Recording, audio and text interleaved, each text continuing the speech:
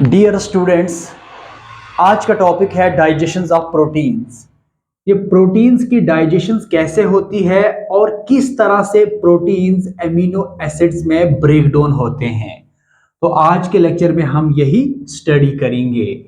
Digestion of proteins. Digestion क्या है? Digestion एक कैटाबॉलिक प्रोसेस है जिसमें complex type of food breakdown होता है, किसमें? सिंपलर टाइप ऑफ फूड में by the actions of digestive enzymes. या डाइजेशन एक ऐसा प्रोसेस है जिसमें नॉन डिफ्यूजेबल फूड ब्रेकडाउन होता है डिफ्यूजेबल फॉर्म में by the actions of enzymes. तो आज के इस लेक्चर में यही हम स्टडी करते हैं, प्रोटीन्स की डाइजेशन कैसे होती है। जो जो प्रोटीन्स की डाइजेशन के लिए जो एंजाइम्स रिस्पॉन्सिबल होते हैं, जो एंजाइम्स प्रोटीन्स के मॉलिक्यूल्स को ब्रेक डाउन करता है एमिनो एसिड्स में, उन एंजाइम्स को हम क्या कहते हैं? प्रोटीएसेस। जो एंजाइम्स प्रोटीन्स को ब्रेक डाउन करते हैं एमिनो एसिड्स में, उन एंजाइम्स को हम क्या कहते हैं? प्रोटीएसेस। और या इसको हम क्या कहते हैं? पेप्टिडेसेस। ये प्रोटीएसेस और पेप्टिडेसेस एंजाइम्स है जो हेल्प करता है प्रोटीन्स के डाइजेशन में। जो प्रोटीन्स की जो डाइजेशन है वो बकल कैविटी में नहीं होती है। लास्ट के लेक्चर में हमने स्टडी किया था कि कार्बोहाइड्रेट की डाइजेशन कहां से स्टार्ट होती है? बकल कैविटी से या ओरल कैविटी से स्टार्ट होता है, क्योंकि बकल कैविटी में क्या होते हैं? स्लाइवरी ग्लैंड्स होते हैं जो स्लाइवा सिक्रीट करते हैं। तो स्लाइवा में क्या होते हैं? स्लाइवरी अमाइलेस होती है। वो स्लाइवरी अमाइलेस क्या करते हैं? कार्बोहाइड्रेट्स को ब्रेक डाउन करते हैं। बट प्रोटीन्स की डाइजेशन बकल कैविटी से स्टार्ट नहीं होती है, बल्कि प्रोटीन्स की डाइजेशन कहां स्टार्ट होती है? स्टोमक से।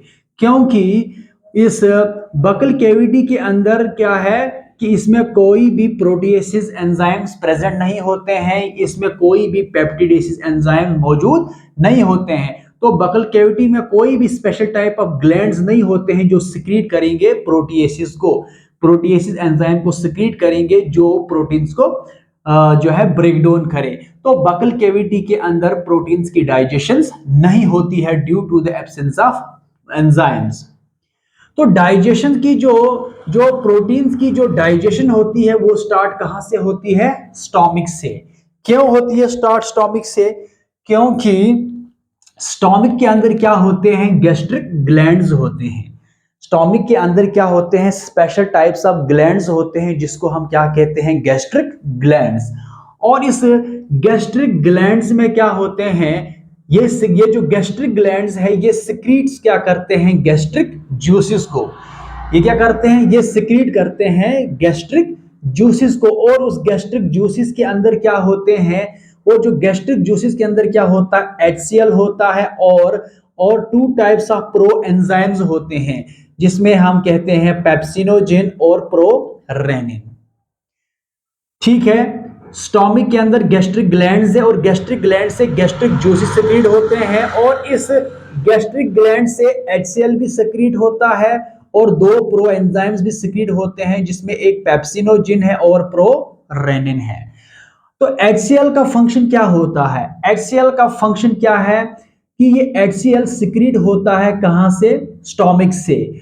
और स्टोमक में कुछ स्पेशल टाइप्स ऑफ सेल्स होते हैं जहां से HCl सिक्रीट होता है। और HCl का फंक्शन क्या है? जो फूड माउथ से आता है, जो फूड माउथ से आता है स्टोमक की तरफ, तो उस फूड में अगर कुछ माइक्रो ऑर्गेनिजम्स होंगे या कुछ जर्म्स होंगे, वो माइक्रो ऑर्गेनिज्म उन माइक्रो ऑर्गेनिज्म को HCl किल कर देता है। क्या करता है? HCl किल करता है। ये हाइड्रोक्लोरिक एसिड है, ये सिक्रीट होता है स्टोमक में और जितने भी माइक्रो ऑर्गेनिज्म बाहर फूड के साथ जो आते हैं उनको क्या करता है? किल करता है।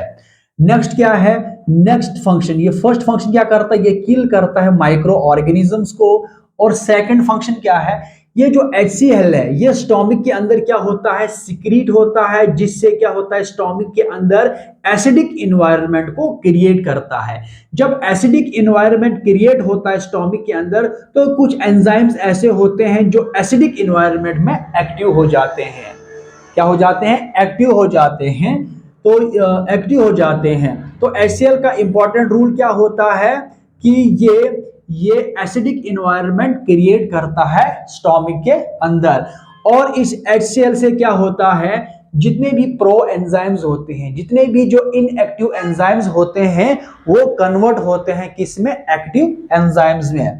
तो HCl का फंक्शन क्या है, HCl का फंक्शन क्या है कि ये HCl जब पेप्सिनोजिन के एक्शन में आता है, क्या करता है, HCl पेप्सिनोजिन को पेप्सिन में कन्वर्ट करता है, किसमें, पेप्सिन में कन्वर्ट करता है। और प्रोरेनिन, HCl प्रोरेनिन को रेनिन में कन्वर्ट करता है। ये पेप्सिनोजिन और प्रोरेनिन ये इनएक्टिव एंजाइम्स हैं, और पेप्सिन और जो प्रोरेनिन है, जो पेप्सिन और जो रेनिन है, ये एक्टिव एंजाइम्स है। तो HCl की एक्शन से, HCl की एक्शन से पेप्सिनोजिन कन्वर्ट होता है पेप्सिन में, और प्रोरेनिन कन्वर्ट होता है रेनिन में। अब ये दोनों एक्टिव एंजाइम्स में अब ये पार्टिसिपेट करते हैं किसमें, डाइजेशन के प्रोसेस में। तो HCl का फर्स्ट फंक्शन क्या है, माइक्रो ऑर्गेनिज्म को किल करता है। सेकंड इसका फंक्शन क्या है, ये जो एसिडिक इन्वायरमेंट क्रिएट करता है स्टोमिक के अंदर, जिसमें ये प्रो एंजाइम इनएक्टिव एंजाइम्स को कन्वर्ट करता है एक्टिव एंजाइम्स में। थर्ड फंक्शन क्या करता है, ये कंट्रोल करता है सिक्रेशंस ऑफ सलाइवा को, जो सलाइवा सिक्रीट होता है सलाइवरी ग्लैंड से, उससे क्या करता है, उसकी भी सेक्रेशन को ये स्टॉप करता है। तो इस तरह के HCl के फंक्शंस होते हैं। नेक्स्ट क्या है, देखिए अभी ये प्रो एंजाइम से अब ये एक्टिव एंजाइम्स हो गए, ठीक है, रेनिन अब एक्टिव एंजाइम है। केसिन, केसिन क्या होता है, ये एक मिल्क प्रोटीन होता है। केसिन क्या है, ये मिल्क प्रोटीन है। ये क्या है, मिल्क प्रोटीन है। जो ये रेनिन एंजाइम है ना, प्रोरेनिन जो रेनिन एंजाइम्स है, ये कहाँ होता है, ये जो इन्फेंट्स का जो स्टोमिक है उसमें ज्यादा ये सिक्रीट होते हैं रेनिन, और एडल्ट के स्टोमिक में रेनिन एब्सेंट होता है। तो इन्फेंट्स जब क्या हो, लैक्टेशंस के पीरियड में ये जो चाइल्ड्स होते हैं, जो बच्चे होते हैं, उनके स्टोमिक में रेनिन ज्यादा सिक्रीट होता है, जो डाइजेस्ट किसको करता है, मिल्क प्रोटीन्स को। ये जो केसिन है ये मिल्क प्रोटीन है, जो कहां पर होता है, मिल्क में। अब ये जो रेनिन है ये एक्टिव हो गई, और कहां से, प्रोरेनिन से, HCl की एक्शन से ये रेनिन एक्टिवेट हो गई। अब ये केसिन, ये जो मिल्क प्रोटीन है, ये केसिन को, ये रेनिन जो है ये केसिन को कन्वर्ट किस में करेगा, पैरा केसिन में। बड़ा इंपॉर्टेंट इंफॉर्मेशन है यहां पे। केसिन मिल्क प्रोटीन है, और मिल्क प्रोटीन जो केसिन है, रेनिन की एक्शन से ये केसिन किस में कन्वर्ट होता है, पैरा केसिन में, या इसको पैरासेजिन भी पढ़ते हैं, लेकिन पैरा केसिन भी पढ़ते हैं। और ये जो पैरासीजीन प्रोटीन है या पैरा कैसीन जो प्रोटीन है, जब ये कैल्शियम के साथ कंबाइन होता है तो ये बनता है कैल्शियम पैराकैसिनेट। क्या बनता है, ये कैल्शियम पैराकैसिनेट या कैल्शियम पैरासेजिनेट। और अब ये सॉलिड कर्ड बन गया। क्या बन गया, सॉलिड कर्ड बन गया। रेनिन का एक्शन क्या है, जो सीजीन या कैसिन प्रोटीन होती है, मिल्क प्रोटीन होती है, रेनिन से ये पैराकैसिन में कन्वर्ट होता है। फिर पैराकैसिन जब कैल्शियम के साथ कंबाइन होता है तो ये कैल्शियम पैराकैसिनेट बन जाता है। अब ये सॉलिड कर्ड की फॉर्मेशन होगी, कर्डलिंग। ये जो कर्डलिंग ऑफ जो मिल्क होती है वो रेनिन की एक्शन से होता है। अब इसमें जो कैल्शियम पैराकैसिनेट जो है, इसको क्या करेगा, ये एप्शन, ये जो पेप्सिन है, क्या है ये पेप्सिन एक्टिव एंजाइम है, और पेप्सिन की एक्शन से कैल्शियम पैराकैसिनेट किस में कन्वर्ट होगा, पेप्टोन्स में। किस में कन्वर्ट होगा, पेप्टोन्स में, पेप्टोन्स में कन्वर्ट होगा। ये जो प्रोटीन्स है, प्रोटीन्स अब पेप्सिन की एक्शन से, पेप्सिन एंजाइम है, एक्टिव एंजाइम है। अब ये पेप्सिन ब्रेक डाउन करेगा किसको, प्रोटीन्स को, किसमें, प्रोटीएसिस में और पेप्टोन्स में। तो इस तरह का फंक्शन जो है स्टोमिक में होता है। इस तरह से स्टोमिक के अंदर प्रोटीन्स की डाइजेशन होती है। इस तरह का प्रोसेस यहाँ पे होता है। क्योंकि इसमें गैस्ट्रिक ग्लैंड्स होते हैं, तो गैस्ट्रिक ग्लैंड में गैस्ट्रिक जूसेस होते हैं जो सिक्रीट करते हैं HCl, पेप्सिनोजिन और प्रोरेनिन को। और ये जो फूड आएगा, जो फूड जो फूड बकल कैविटी से थ्रो इजोफेगस जब स्टोमिक में आ जाता है तो स्टोमिक में अब ये फूड गैस्ट्रिक जूसेस के साथ मिक्स होता है। अब ये जो फूड है ये एक सेमी फ्लूइड मास बन गया। क्या बन गया? ये एक सेमी फ्लूइड मास बन गया, या इसको हम कहते हैं सेमी डाइजेस्टेड फूड, या इसको हम क्या कहते हैं? Semi digested food. तो इसको हम कहते हैं काइम। याद रखना काइम क्या होता है। काइम क्या होता है? जब फूड स्टोमिक में आता है तो गैस्ट्रिक जूसेस के साथ मिक्स हो जाता है और एक सेमी फ्लूइड मास बनता है या सेमी डाइजेस्टेड फूड बनता है, इसको हम कहते हैं काइम। नाउ अब हम डिस्कस करते हैं कि प्रोटीन्स की डाइजेशन स्मॉल इंटेस्टाइन में कैसे होती है। तो स्मॉल इंटेस्टाइन्स की अगर हम बात करते हैं तो इंटेस्टाइन्स में इसमें क्या होता है? पैनक्रियाटिक जूसेस होते हैं और बाइल होता है। जब ये कायम कहां पे आता है? इंटेस्टाइन में। तो इंटेस्टाइन में ये किसके साथ मिक्स होता है? ये बाइल के साथ मिक्स होता है, पैनक्रियाटिक जूसेस के साथ मिक्स होता है और इंटेस्टाइनल जूसेस के साथ मिक्स होता है ये कायम। और क्योंकि ये जो बाइल है ये सिक्रीट कहां से होता है? ये सिक्रीट होता है कहां से? लीवर से। और ये स्टोर कहां पर होता है? गॉल ब्लैडर में। अब ये बाइल के पास कोई भी एंजाइम नहीं होती है, बाइल के पास कोई भी प्रोटीएसिस नहीं होती है, इसलिए कि बाइल का कोई भी केमिकल एक्शन नहीं होता है किसमें? प्रोटीन्स पर। तो अब पेनक्रियाज, ये जो पेनक्रियाटिक जूसेस है ये सिक्रीट कहां से होता है? एक ग्लैंड से, जिसको हम क्या कहते हैं? पैनक्रियाज। क्या इसको हम कहते हैं? पैनक्रियाज।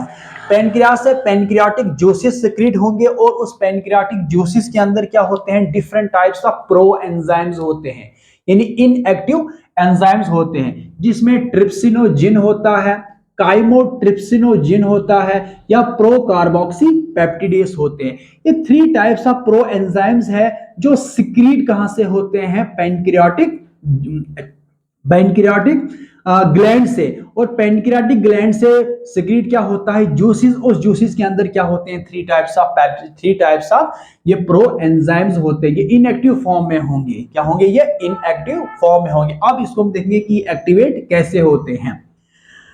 ये जो ट्रिप्सिनोजिन है, ये ट्रिप्सिनोजिन प्रो एंजाइम है, क्योंकि हमारे स्मॉल इंटेस्टाइन के अंदर क्या होते हैं? ग्लैंड्स होते हैं। तो ग्लैंड से क्या सिक्रीट होते हैं?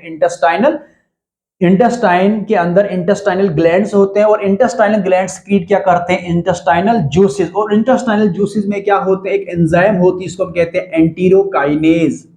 क्या है ये? एंटीरोकाइनेज। ये कहां पर होता है? स्मॉल इंटेस्टाइन में। जब ट्रिप्स ये एंटीरोकाइनेज का एक्शन क्या है? ये एंटीरोकाइनेज का फंक्शन क्या है?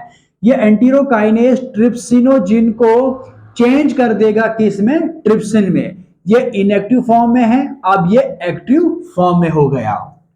तो एंटीरोकाइनेज ट्रिप्सिनोजिन को चेंज करेगा ट्रिप्सिन में, और जो काइमोट्रिप्सिनोजिन है इसको अब ये ट्रिप्सिन कन्वर्ट करेगा काइमोट्रिप्सिन में। देखिए ये बड़ा इंपॉर्टेंट इंफॉर्मेशन है यहाँ पे।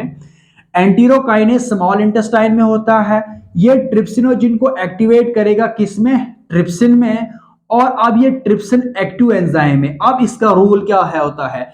ये ट्रिप्सिन अब काइमोट्रिप्सिनोजिन को काइमोट्रिप्सिन में चेंज करेगा और प्रो कार्बोक्सी पेप्टिडेसिस को ट्रिप्सिन ऑफ कार्बोक्सी पेप्टिडेस में चेंज करेगा। अब ये जो ट्रिप्सिन है, काइमोट्रिप्सिन है, और प्रो और कार्बोक्सी जो पेप्टिडेस है, अब ये एक्टिव एंजाइम्स हो गए हैं। अब देखेंगे कि इस ट्रिप्सिन का और काइमोट्रिप्सिन का और कार्बोक्सी पेप्टिडेस का रोल क्या रहता है इस प्रोटीन्स के डाइजेशन में। प्रोटीन्स क्या? ये जो ट्रिप्सिन है, ये ट्रिप्सिन जो एंजाइम है, ये एक्टिव एंजाइम है, ये प्रोटीन्स को ब्रेक डाउन करेगा किसमें? लार्ज पेप्टाइड्स में। ये किस तरह से ब्रेक डाउन होगा? क्योंकि प्रोटीन्स में क्या होते हैं? पेप्टाइड्स बॉन्ड्स होते हैं। क्या होते हैं? पेप्टाइड्स बॉन्ड होते हैं। उन्हीं पेप्टाइड बॉन्ड्स को ये एंजाइम्स ब्रेक डाउन करते हैं। कार्बोहाइड्रेट में ग्लाइकोसिडिक बॉन्ड होते हैं, कार्बोहाइड्रेट में ग्लाइकोसिडिक बॉन्ड होते हैं। वहां जितने भी कार्बोहाइड्रेट से एंजाइम्स होते हैं वो ग्लाइकोसिडिक बॉन्ड्स को ब्रेक डाउन करते हैं। इससे क्या होती है? कार्बोहाइड्रेट की ब्रेक डाउन होती है या प्रोटीन्स की ब्रेक डाउन इसी तरह से होती है, क्योंकि इनके बीच में जो बॉन्ड्स होते हैं वही ब्रेक होते हैं। तो प्रोटीन्स में ट्रिप्सिन प्रोटीन्स को अब ब्रेक डाउन करेगा लार्ज पेप्टाइड्स में, और ये जो काइमोट्रिप्सिन है ये कन्वर्ट करेगा प्रोटीन्स को किसमें, लार्ज पेप्टाइड्स में। तो इस तरह से अब ये जो एक्टिव एंजाइम्स है ये प्रोटीन्स को ब्रेक डाउन करेंगे किसमें, पेप्टाइड्स में।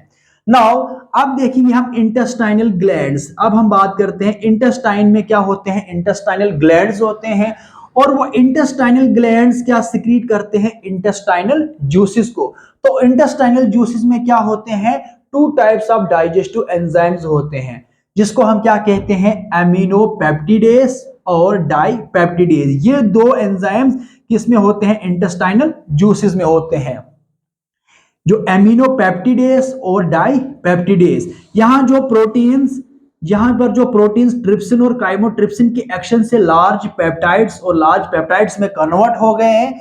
अब क्या करेगा, जो एमिनोपेप्टिडेस और जो डाइपेप्टिडेस कहां से सिक्रीट हुआ, इंटेस्टाइनल ग्लैंड से।